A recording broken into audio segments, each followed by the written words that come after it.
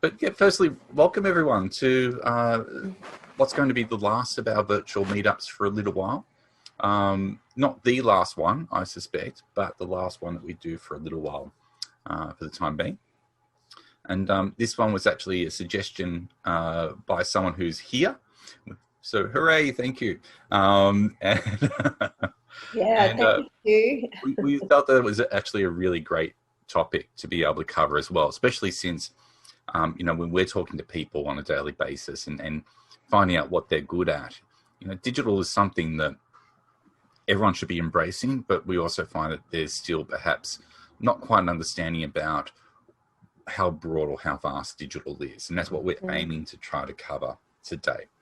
So what we'll look at today, some statistics around digital, what are some of the more common digital roles that exist out there, quickly touch on digital trends, a bit of a look at transitioning from print to digital, and wrapping up from there. Yeah. So in the immortal words of Olivia Newton-John, let's get digital. I had to include that because I've worked in companies before where whenever everyone's talking about digital, I'd break into digital. So I wanted to make sure I included that as well. And I love it that it's all pixelated, very digital. Very 80s. It's very authentic Olivia Newton-John. So some stats around digital. 88% of Australia's population are on the internet, are connected up. And I guess this is unsurprising. There hasn't been much growth in the last year or so in terms of that. However, that's still, a vast portion of the Australian population are online. And I dare suggest that possibly those people that are not online are in fairly remote regional areas who could potentially benefit from it. But, we're also seeing advancements in how people can be connected online as well, particularly around the 5G space. 71% are active on social media. And I've got the question there, can you remember the last day you didn't use a social media platform? Because I sure as hell can't. Yeah. Regardless if it's Facebook or Instagram or LinkedIn or any of those sort of platforms, they have been ingrained. That's not even a word. Ingrained is what I was going for. Ingreded is good, though. I'm going to trademark that. Yeah. They have ingrained themselves into, the fabric of our reality on a day-to-day basis. How many people have had a fantastic looking meal brought out in front of them, and the automatic reaction has been to get out the camera phone and to post it online. It's kind of become that norm that happens. There's an average of 5.5 hours per day online. And when we say that, it's not exclusively social media. This is anything to do from going onto Google or any search engine and exploring web pages there, social media, and of course, streaming services. So anything from your Netflix and your Stans all the way through to your Spotify's and YouTube's. So there's quite a vast amount of different applications there that 5.5 hours is being used across. Mm. And at the end there, I've got there, consider the impact of coronavirus. And I think this is a really important one, particularly as we discuss later on about trends moving forward. Imagine how different this pandemic would have been if we didn't have the technology we have right now. In many ways, we are in a recession, but I think that it would have been far, far worse had we not had this technology in order to enable those that can work remotely to be able to do it. And certainly within the creative industry, we've noticed that there are pockets of people who are still quite busy. And that's because the technology has enabled them to be able to work anywhere in the world, really. And I think one of the things that this pandemic has done is perhaps shifted the paradigm of what and how working is. And I think that's exciting in itself. But also consider that, I've spoken to people who have worked for retail organizations that were so reliant upon people coming into the store that when this pandemic hit, they had to really rethink their business model around that. And it becomes so thankful that the online space has existed for them because it's virtually saved their business, literally literally virtually saved their business. So, the impact of coronavirus, we already had technology ingrained in our lives, but coronavirus has absolutely cemented it. Even those people who in the past may not have embraced it as much now recognize that it's something that is definitely part of our lives moving forward. So, digital roles. I'll pass this over to Vanessa. Or do you want me to introduce this bit? You can introduce this bit because you said it so eloquently before. Okay. Think back 15 years ago. If someone had said to you that they were a cloud manager, what would you have had come to mind? Would it have been something to do with IT storage? Or would you have looked at them with a raised eyebrow and had this image in your head of them with the lasso trying to rope in some clouds? 15 years ago, cloud manager, probably that title existed, but it wasn't that common. And one of the things we need to keep in mind now is that we'll be exploring some of the common job titles that exist in the digital world.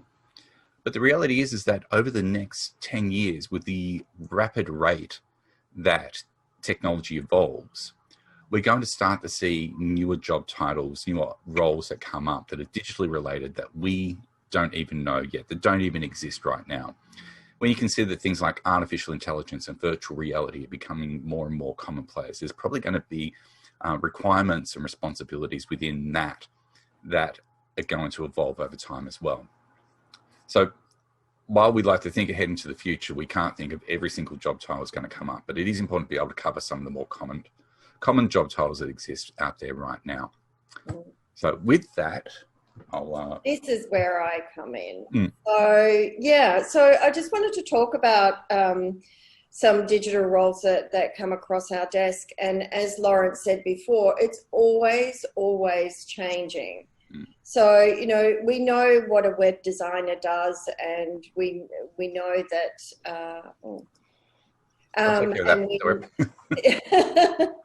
I just let Nikki in before, and then it came up again. So she must have not made it through the door.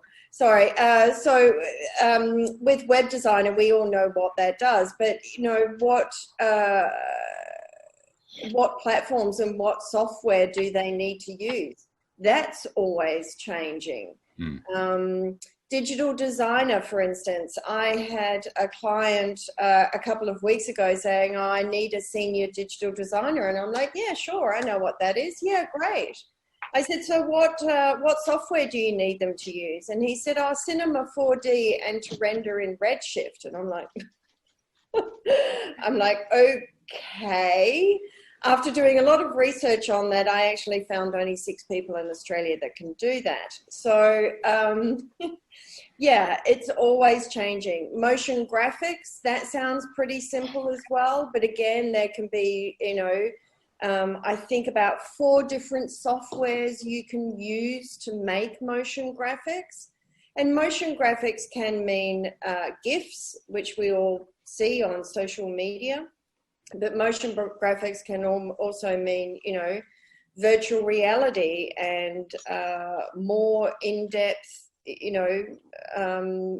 executions on software that we haven't even heard of yet. Front-end developer, that sounds, pretty easy as well. But then what's that line between front-end developer and the back-end developer? Most front-end developers know what happens in the back end and the processes, but they don't actually do that. But they need to know that. UX and UI. I didn't even know what that meant 3 years ago when I came to creative recruiters. Which one's UX? Which one's UI? Who does which one? Who does the other one? When clients actually ask us, they don't know what the difference is, and people have UX and UI on their titles when actually they probably only know how to do the UI and actually know a little bit about the UX, but how much? Social media manager, we all think of them as bloggers and or at least I do, bloggers and the younger generation. But that can, you know, senior social media manager can actually be quite senior and doesn't have to be under the age of 35.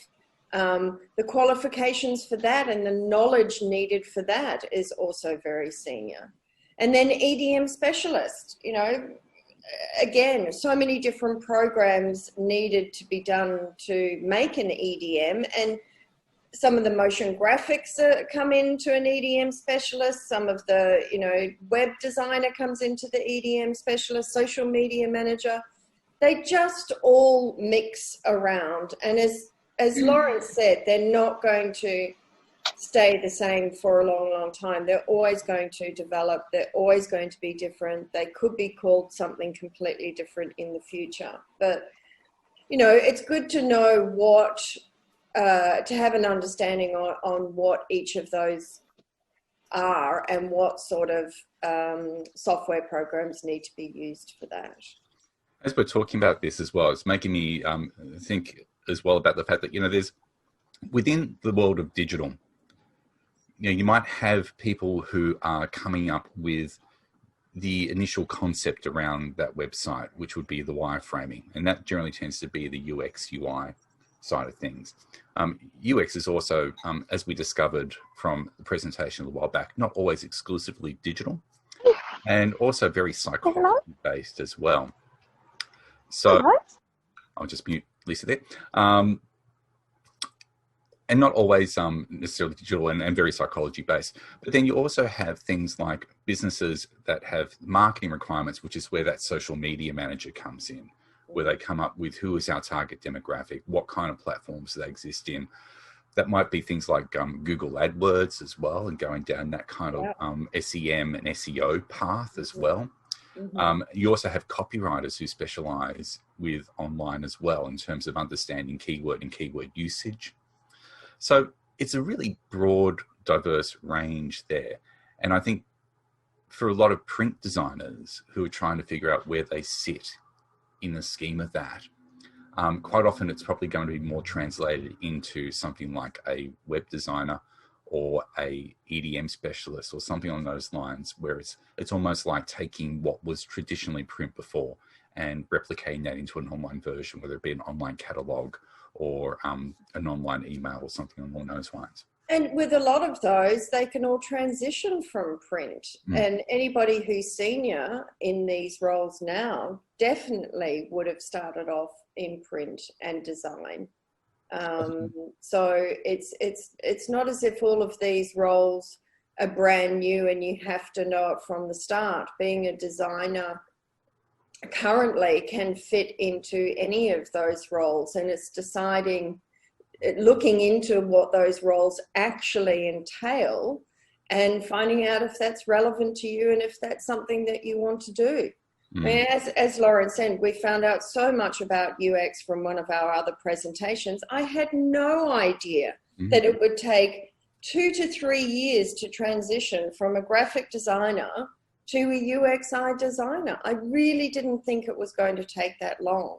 But some other ones may not be that long at all. A motion graphics designer, if you're limiting yourself to 1 or 2 different software programs, shouldn't take too long for a graphic designer to move into. But you know, when, as Lauren said, when people say, oh, they want to get more into digital, it's like, it's so big. I think that's what we're getting at, really.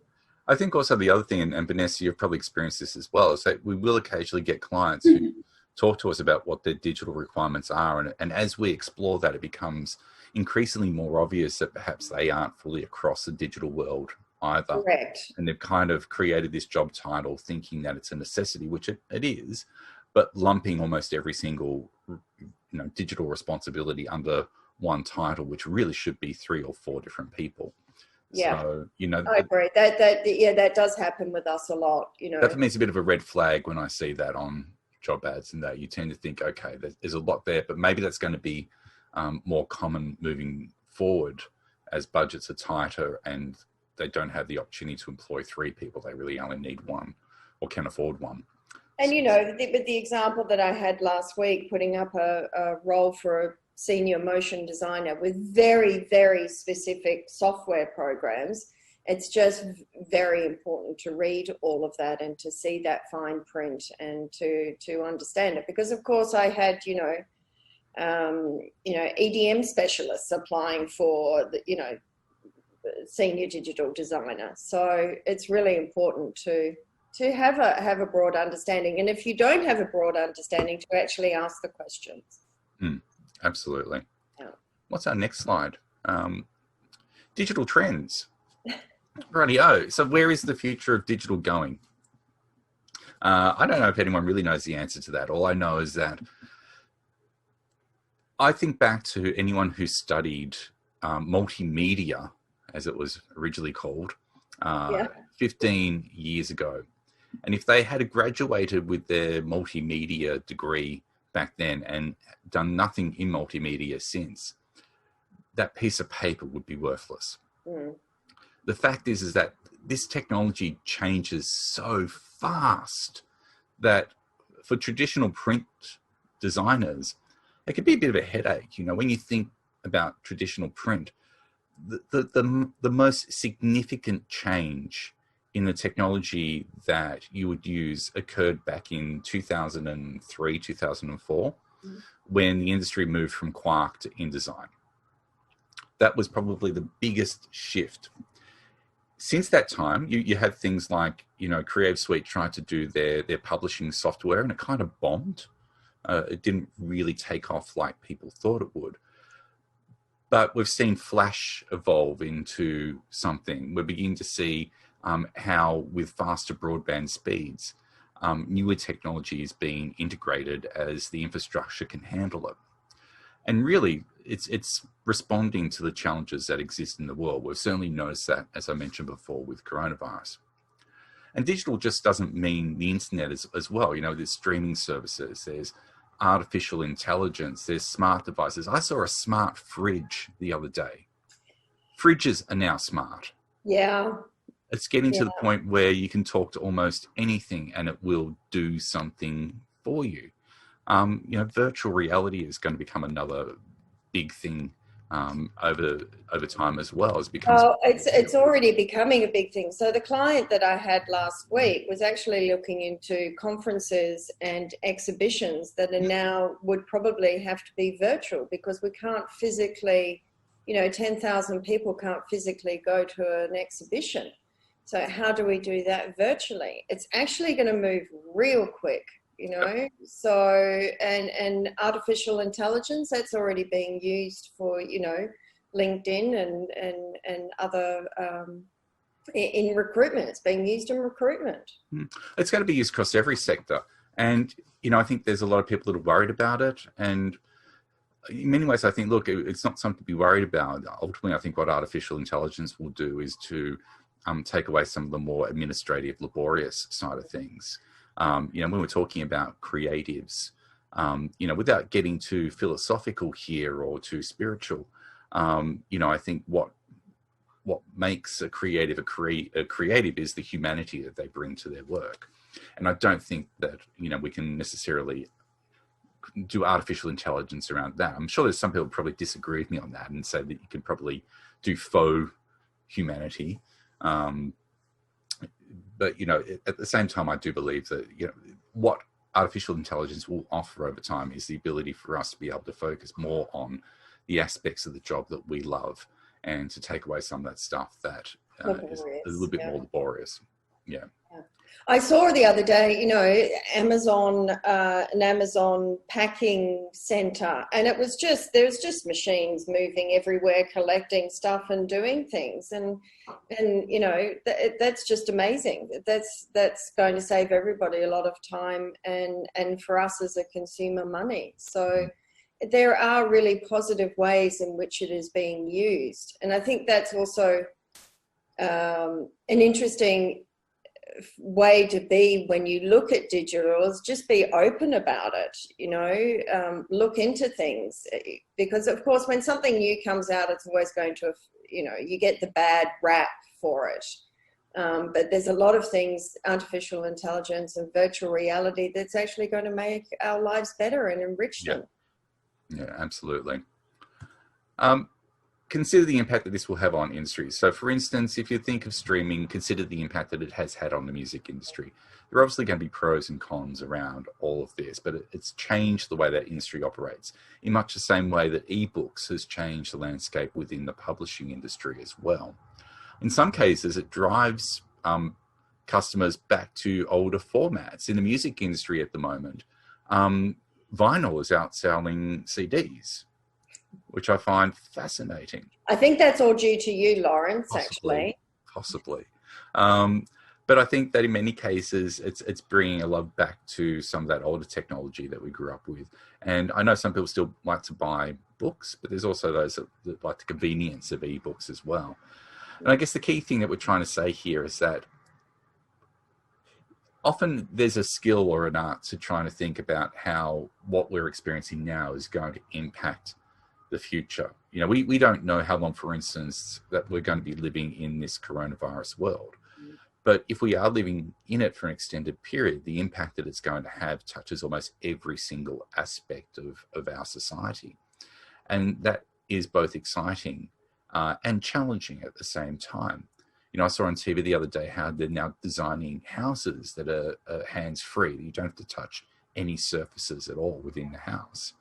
And, you know, that's interesting how the technology is doing that. So really the key thing is that, you know, being able to identify where you are in terms of your skill set, in terms of where you sit with digital, and thinking about the direction in which you want to go in and what kind of skills digitally may need to apply to that is really where I think people need to be able to explore in order to determine what the next step is for them. That was a really long sentence that felt like it lost its way halfway through. Apologies for that.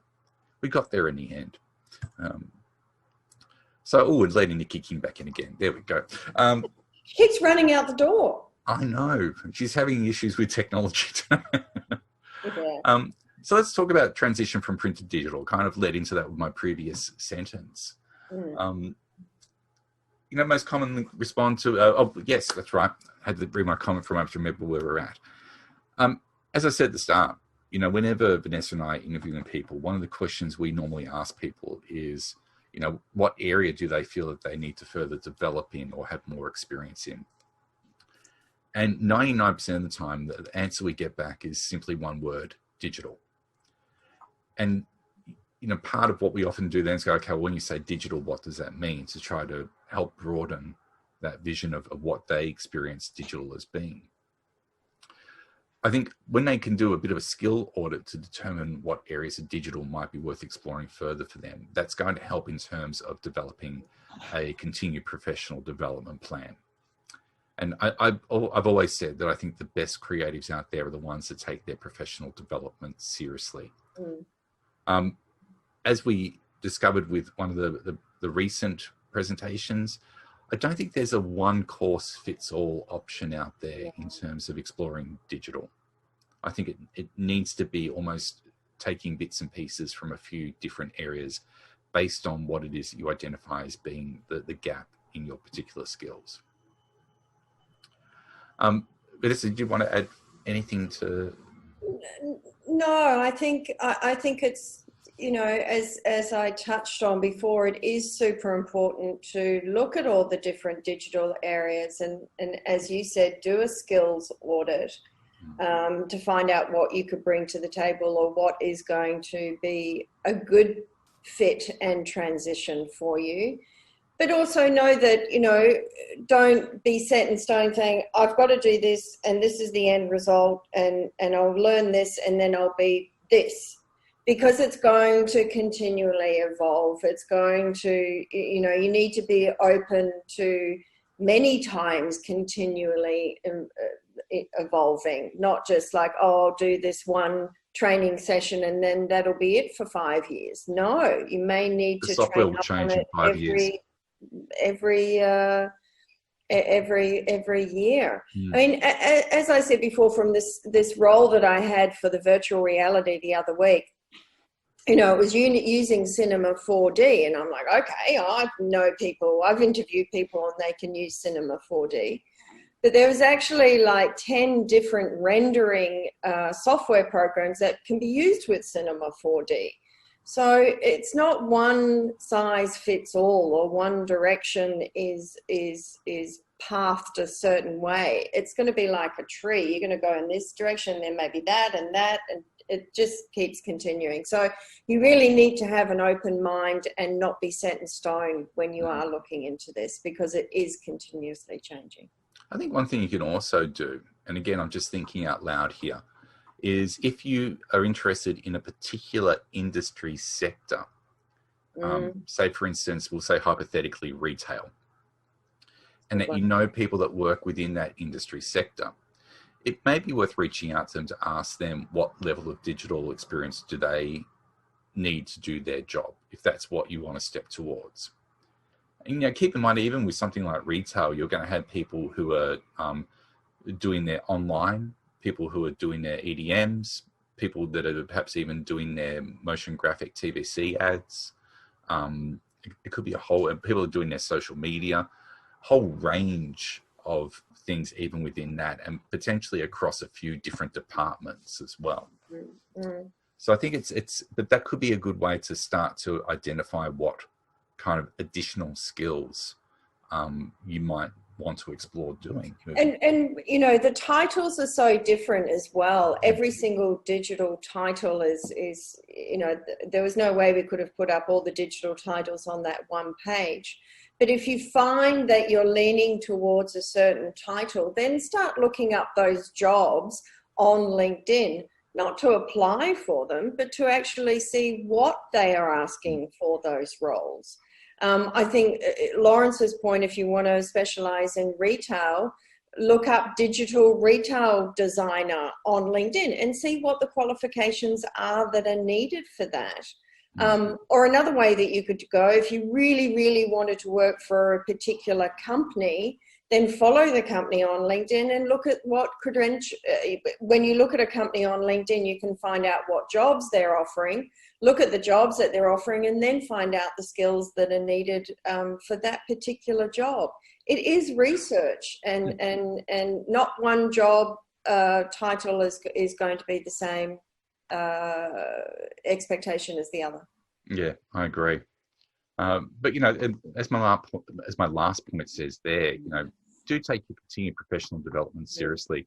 It does break my heart when I see really good print designers come in and tell me that they have no interest in learning digital, because I know that they are making it harder and harder for them to find potential new job opportunities moving forward. There's no way knowing that this world is going to step back from digital. It's only going to continue to embrace it more and more as it continues to make life easier and easier and information more and more accessible. So if you haven't considered sitting there and creating some sort of 12-month plan around what your own professional development might look like, that could be a really good place to start with an exercise like this, and to look at how much new digital skill you can potentially bring in to your development over the next 12 months. Okay. The end. No. Okay. What do we got? Question time. Yeah. Look, I know that Lawrence and I have spoken a lot, and I hope we haven't sort of scared you away. So, would love to. This isn't scary. We need to embrace it, and we need to, just be more aware of what's happening out there. And there's certainly some people I can see within our group that have done a fantastic job at transitioning from print to digital. Hi, yeah. Jody. And great question, Lucy. From a freelance perspective, what are the software programs that are more widely used than others? Again, it goes back to every job title, but for me specifically, what I've seen in the last couple of years is After Effects. For graphic designers. Graphic designers are now expected to come to the table with After Effects as well, which is that's the motion graphics design. Motion graphics. I also find Sketch and XD are two that are getting asked about a lot, and they're predominantly used for app prototyping and sketching out of that. Yeah. So that's ones we come across quite a fair bit as well. So they'll ask for a graphic designer, but you have to come to the table with After Effects. And from my understanding, After Effects is pretty. If you're familiar with the Creative Suite, it is very easy to learn that. There's lots of tutorials online. Tammy says Figma is also used a lot in her. You're absolutely right, Tammy. That's true. Yeah. But again, I mean, we could list all of those softwares and say, yes, they're used a lot, but if a graphic designer had to know all of them, it would be difficult. And then if they came to the table with me and said, I'm a graphic designer and I can use all of this software, I'm like, which direction are you going into? Where do you want to go? So I think it goes back to me saying earlier that find out which direction you want to go, hone in on what the software is for that particular area, and, get to know it. I think the challenge has always been that traditional print designers have been blessed that the majority of work that they need to do has been solely achieved via 3 programs. And that's an absolute blessing. In the digital world, the software changes seemingly every half year, and there's something else new that comes out that embraces.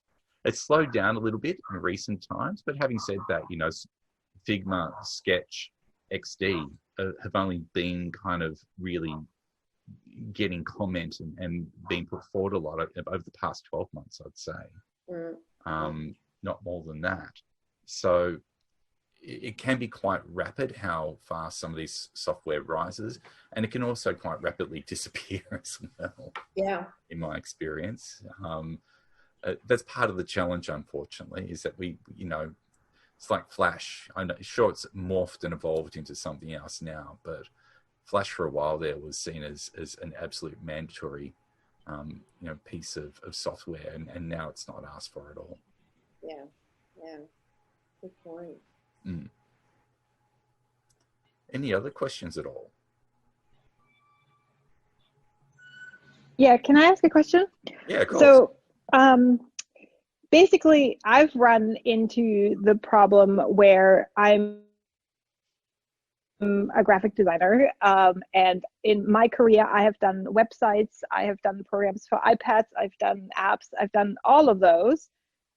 And and I think UX design really is, to me, it feels like it's just the design process. It's really thinking things through before you create anything, and and then if it's online thing, you go into wireframes, but it's more of a design thinking. And I feel like with a lot of these new technologies, what is really important is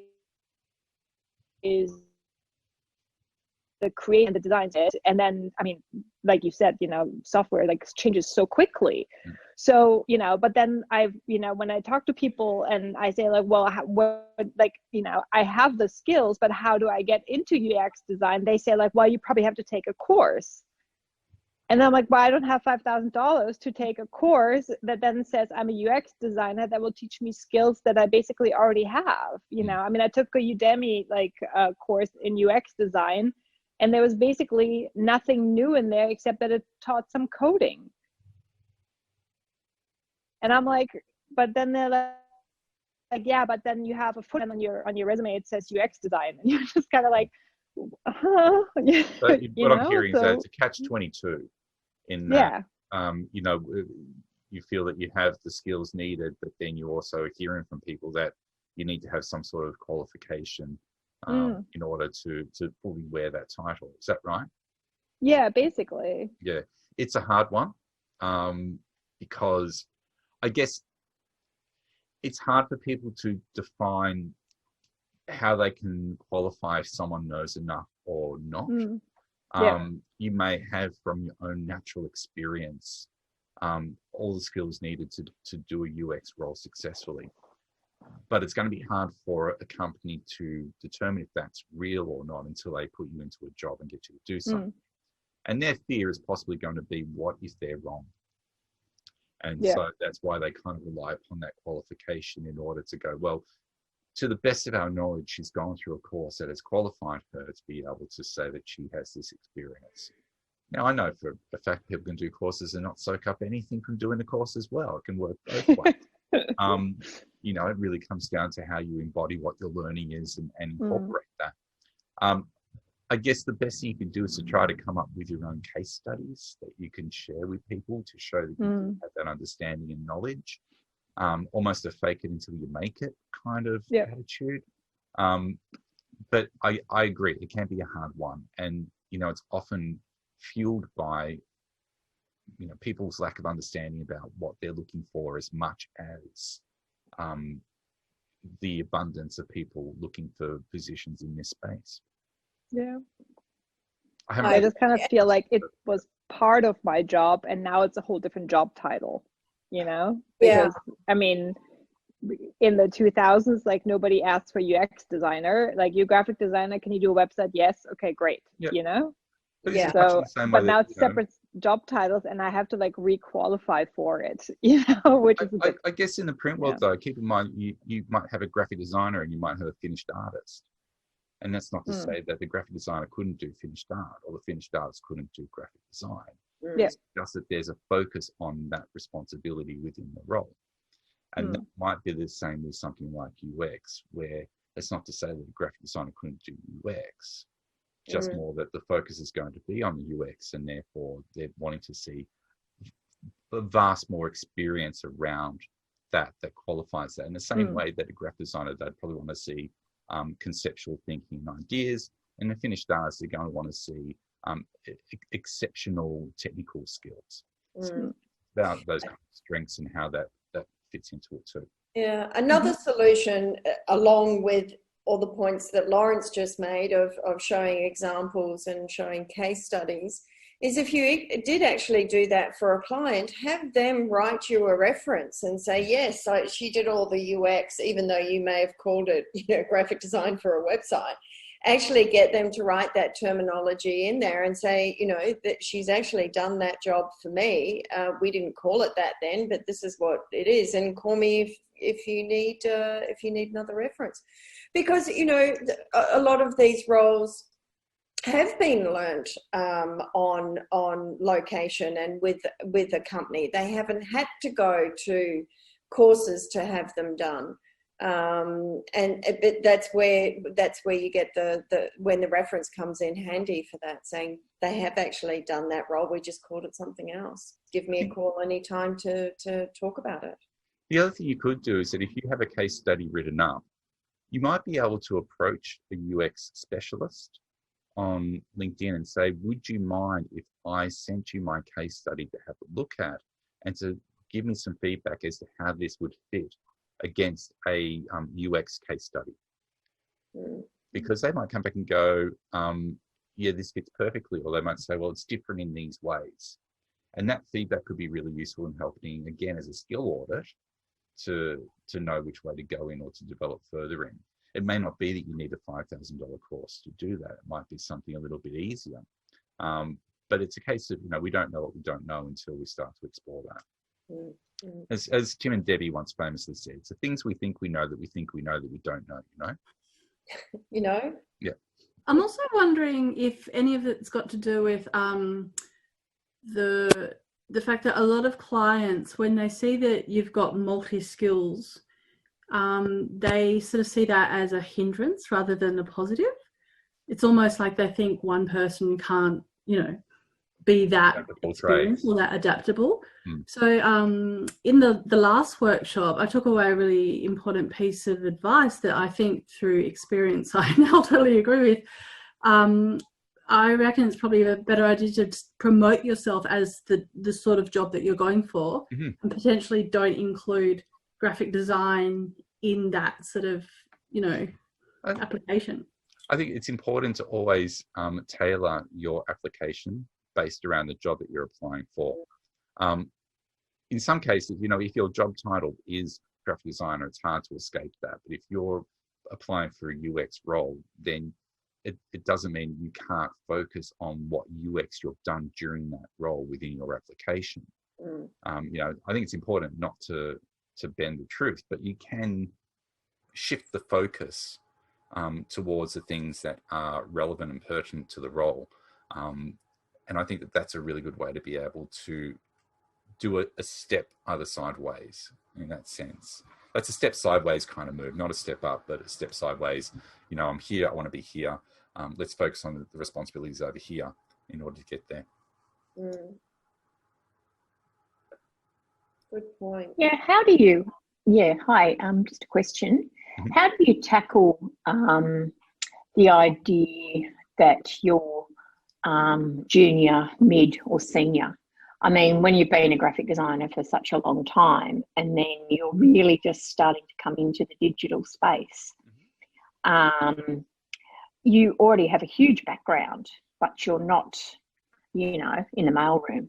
But you know what I mean? So how do you, change to go for those sort of roles?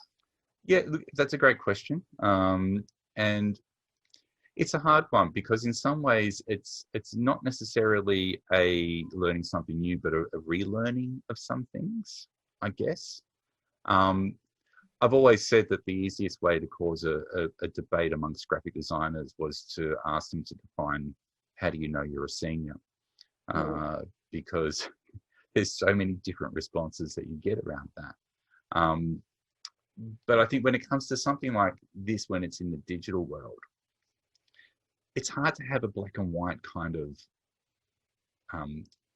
black and white rule on this, really, because I think it comes back to what kind of opportunities have existed within the previous roles that you've been in as well, and how you can utilize them to highlight what the experience might be, or to nose that gap. What have you got a particular experience yourself, Lisa, that prompted that question?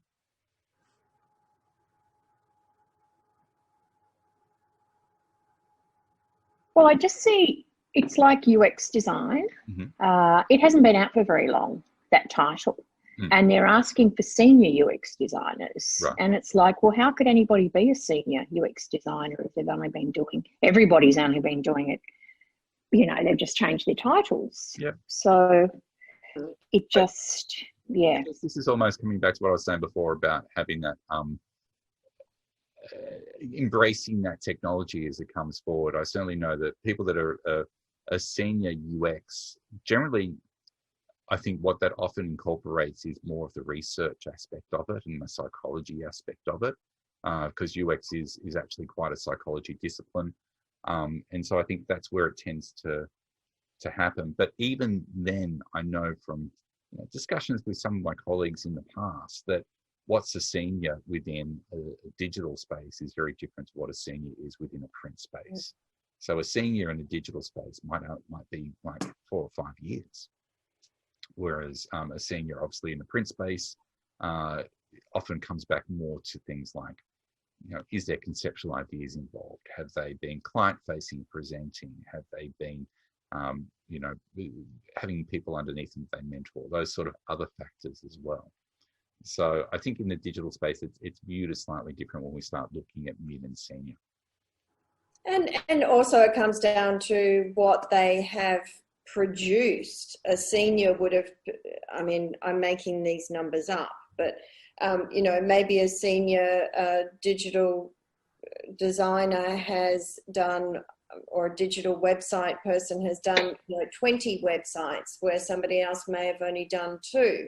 So it could also be the value of how many projects or executions they have actually done, because I know some digital guys that can do that in 2 or 3 days, where somebody else it may take them 2 or 3 weeks. So of course they're going to be able to do more in a shorter amount of time, and when they have that volume up, then they are regarded as a digital. So as Lawrence said, it really, really does depend on every single title and what the qualification is that they're looking for.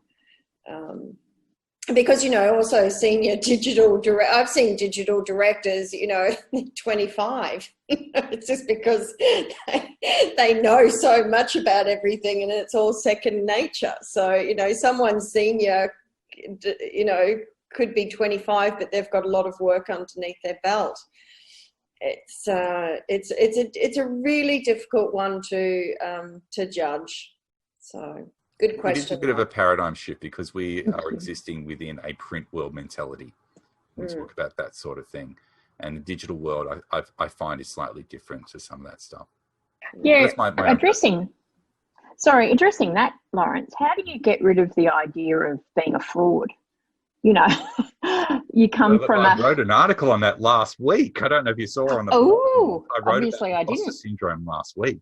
So yeah, because light up there. It's a topic I love talking about, imposter syndrome. Oh, cool! Thank you.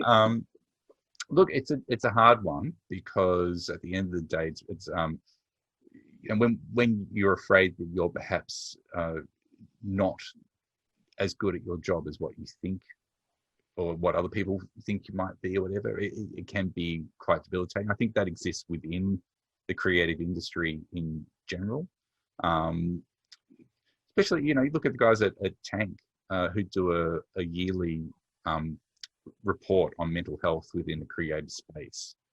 And they're doing another one at the moment as well. But I think it's a really valuable discussion because aside from some of the issues that exist, such as bullying, which is one thing, there is the pressures of being a creative and the identity that we place around who we are as creatives. And then if you don't feel that you're necessarily that good, the self-doubt that occurs around that as well.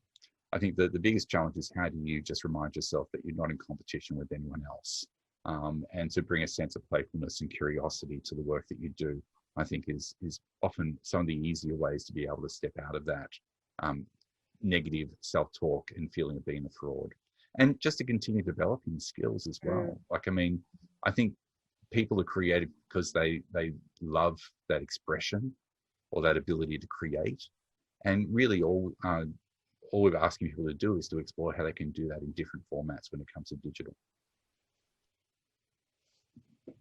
Yeah, good one.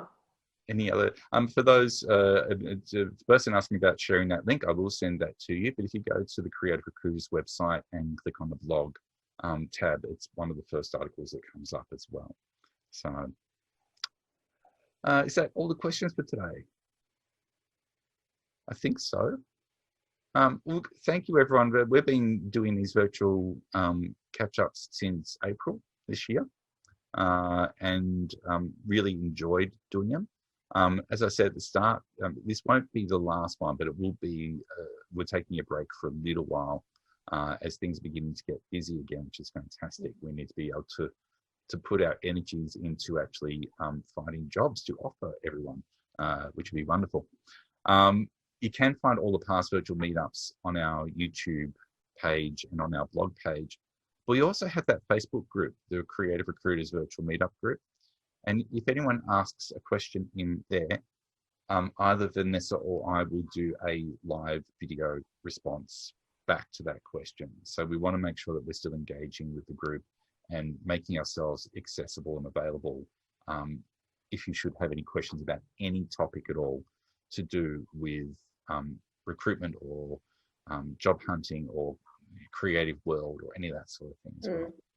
And also, I mean, I think every single webinar that we have, we always refer back to information that we discussed in another webinar. So you will actually see in the coming weeks that we're going to repost the webinars that we did, because they were never just a one-off for that particular time. Somebody may have missed it if they were working or if they were busy or homeschooling.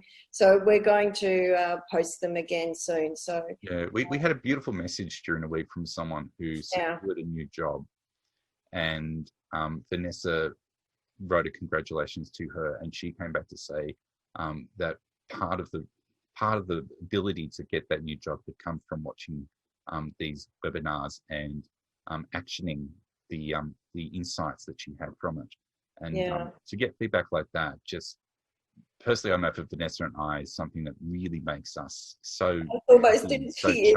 Yeah, we want to make sure that we're doing this because we really want to be able to help people during these challenging times, and to get that kind of feedback just reinforce that these meetups are worthwhile and valuable. So yeah, so we'll be back in some form somehow. Yeah. Yeah, but always, if something comes up in the next couple of weeks or the next couple of months, and you think it's going to be a fantastic topic that everybody would love to hear about it, we're all ears. Email it, because if we get a really good topic, we'll do a special one. Yeah. It'll be like an excuse to go, yep, fire it up, let's go. Exactly.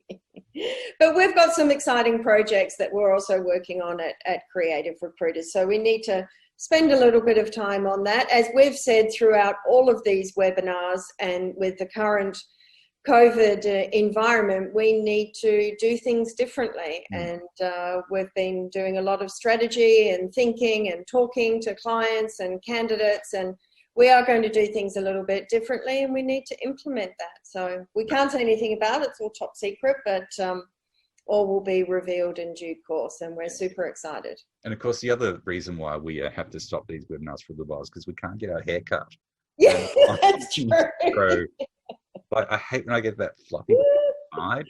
And I don't know about you guys, but I've been seriously considering, I wonder if I could cut my own hair. That would work.